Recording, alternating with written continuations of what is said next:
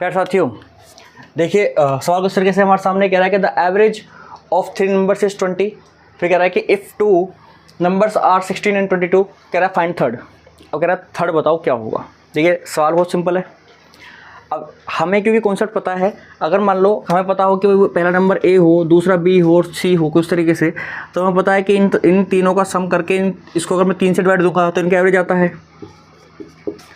ठीक है, तो मैं यहाँ पर एवरेज ही दिया हुआ है ऑलरेडी। अगर मैं 3 को मल्टीप्लाई कर दूँ इस एवरेज से तो इन तीनों नंबर्स का सम मिल जाएगा मुझे।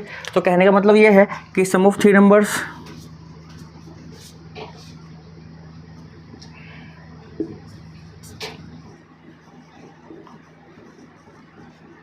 वो कितना हो जाएगा 20 × 3 विच मीन्स ये हो जाएगा 60।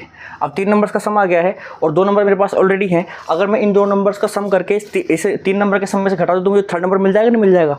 तो कहने का मतलब ये यहाँ पे लिखूँगा थर्ड नंबर इज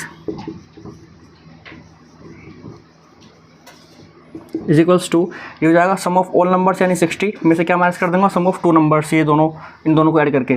तो कितना हो जाएगा 6 और 2 8 और ये 3 38। तो माइनस कर देंगे। अब 10 में से 8 गया 2 बचेगा और यहाँ पर 5 में से 3 गया तो भी 2 बचेगा। चलिए, तो ये आ गया आपका थर्ड नंबर 22।